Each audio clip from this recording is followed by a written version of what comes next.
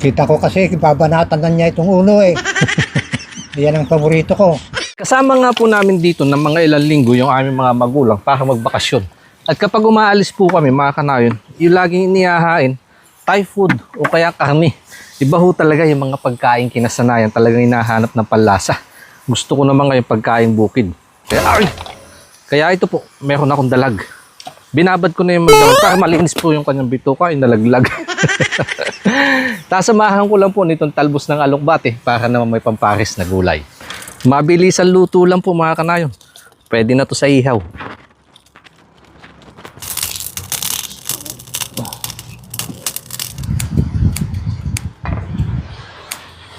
Ilalaga ko lang naman po itong talbos.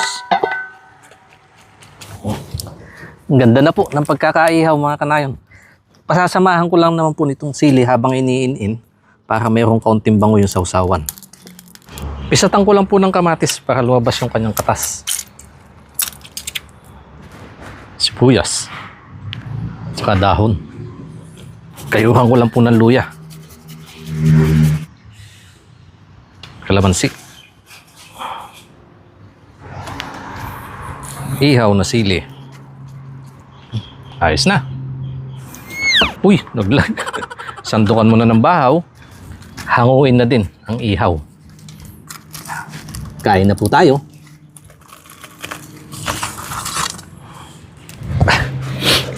Hindi pa daw po gutom si natatay mga kanayon. Kaya ako na lang po muna magmukbang. Lord, thank you po sa pagpapalang pinagkaloob nyo ngayong araw. Nilalapit ko po ito in Jesus' name. Amen.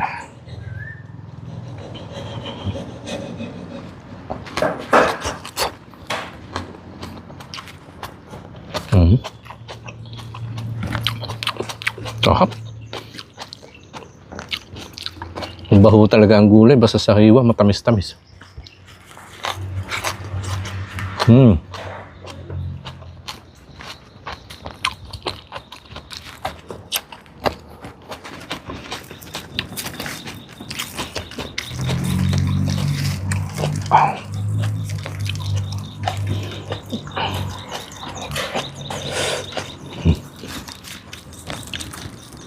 Ayan po. Oh, luto. Hanggang loob oh. Ganda.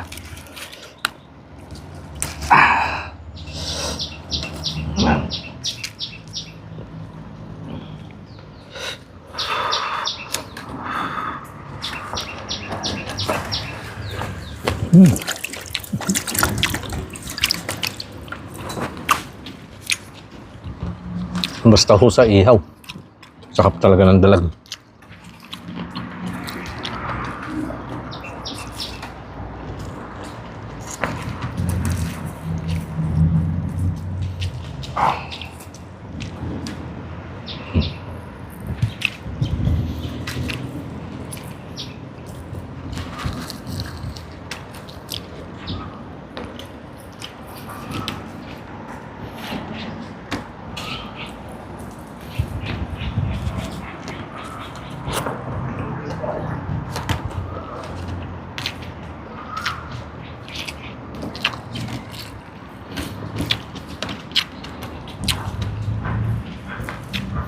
Hindi ako kung gaano makapagsalita at nabuto ng gutom.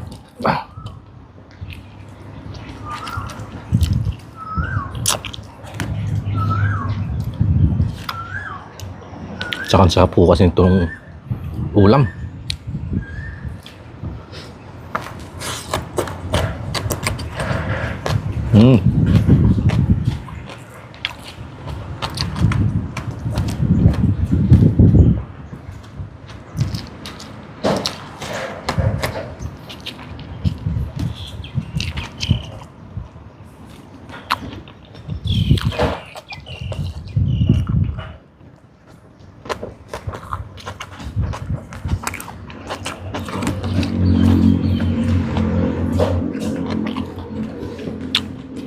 Saka nung unang mukbang nga po namin nila tatay, puyo yung inihaw namin. Ganito ho kasing dalag, medyo madami din sa amin.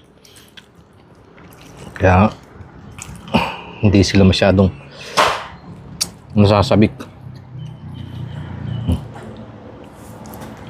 May laman loob.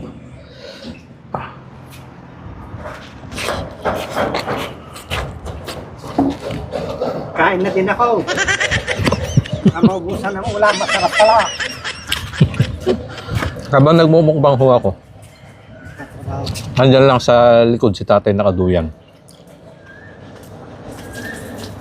Maubusan.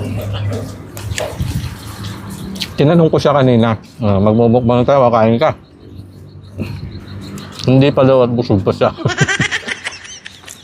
Ngayon, ayan. Ito na. Maubusan. Nagbagong isip, baka daw maubusan. O kunin mo yung isa pa ka.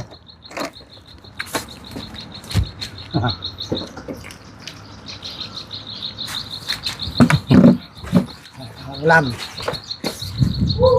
Pag ganito nga naman ho kasi ay.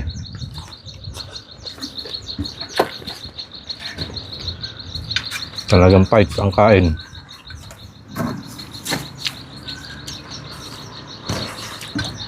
Dadagdagan ko ang kanin ko ngayon. Maraming makakain ito. Sarap ang ulam.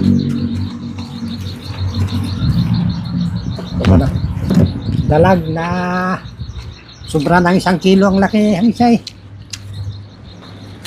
Umabit na konti pa. Oh.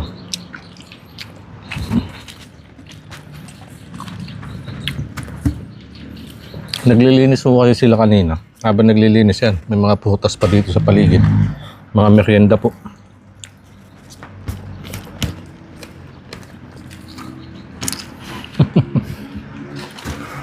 Kaya nag-umpisa na ako nagmukbang. Hindi nakatiis, ano? Ihaw na sili. Kita ko kasi babanatan na niya itong ulo eh. Yan ang paborito ko. Tirahin na niya kaya magkain na din ako ah.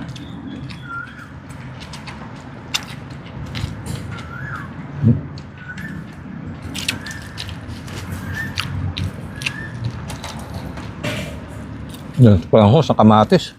Sa talbos, ayos na.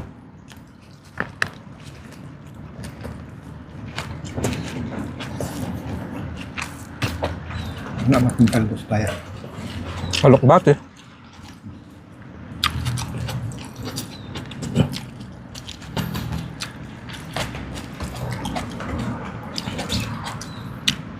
Hindi madulas, parang saluyot.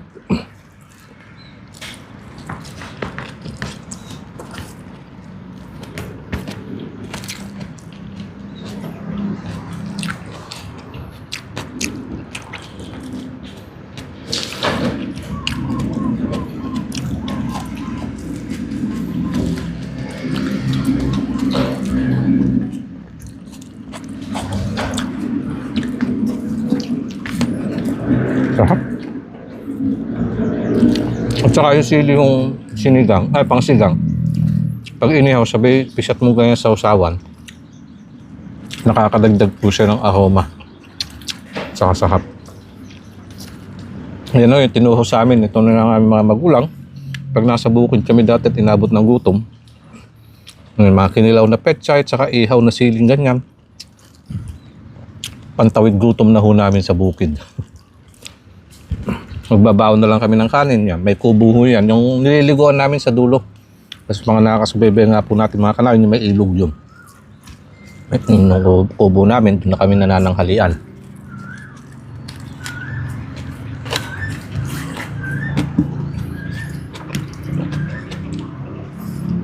Kapag mag-aani ho ng mais o kaya palay,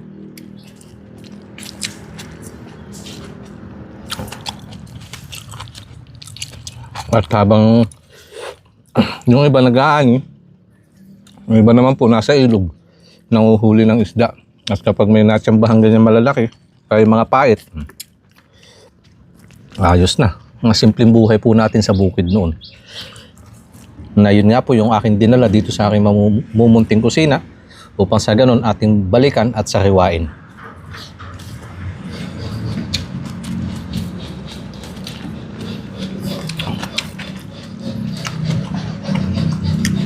Lagi ko nga po sinasabi, pagkasama ko sila dito, dahil sila tatay nga nagpamulat sa amin ng ganun simpleng pamumuhay, Sila ang idol ko. Kaya maraming salamat po mga kanayon sa inyong patuloy na pagtangkilik at siyempre sa ating Panginoon niya. Kita-kits po tayo sa mga susunod kong upload. Maraming salamat po. Kain po tayo. Sa mga taga-subaybay sa kusina ni Kanayon, maraming salamat po sa inyong patuloy na pagtangkilik sa kanya. Tsaka yung sinasabi niya pang merienda, pang ulam na daw ngayon, basta share, comment, and follow. Mahunong na din. Kanayon. Mahunong na din si tatay. Yun po yung ating mumunting pasasalamat. Maraming salamat po.